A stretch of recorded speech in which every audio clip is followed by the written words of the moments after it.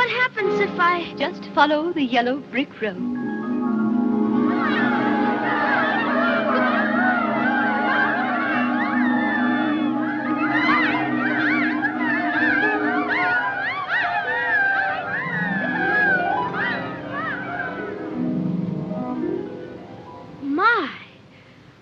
People come and go so quickly here. Salut à tous, c'est Ginger, c'est la reprise et pour beaucoup d'entre et je me suis dit qu'on allait continuer sur la lancée des classiques enfantins en parlant du Magicien d'Oz. Lecteurs, lectrices, bienvenue dans l'adaptation.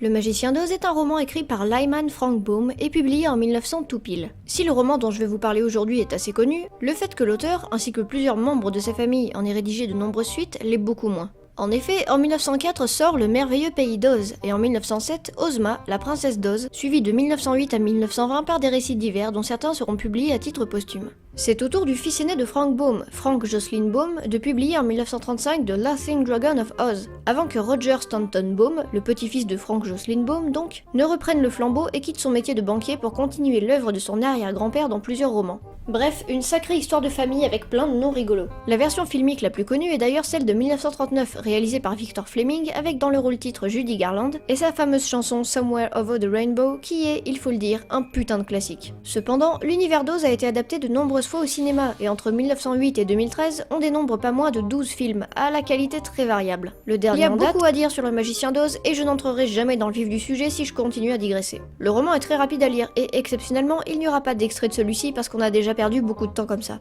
Comme je l'ai dit plus tôt, l'univers d'Oz a donné lieu à bon nombre de films, le plus célèbre étant la version de 1939. Mais entre les suspicions de mort sur le plateau de tournage, le rapport à la musique de Pink Floyd et l'actrice jouant la sorcière de l'Ouest ayant été brûlée au second et troisième degré suite à un incident technique, je pense que tout a été dit sur ce film et que ma vidéo n'aurait aucun sens si ce n'était qu'une repompe de tout ce que vous avez déjà vu ailleurs. Donc, pas mal de gens se demandent à quoi tient une bonne adaptation, et plusieurs théories s'affrontent. Certains pensent qu'une adaptation doit être fidèle à absolument tous les détails de l'œuvre d'origine, d'autres que faire ça ne donnerait aucune personnalité au film et qu'une équipe doit faire en sorte que son travail ait une identité. Pour ma part, je pense qu'on peut faire tout ce qu'on veut tant qu'on respecte l'esprit de l'œuvre d'origine. Tenez.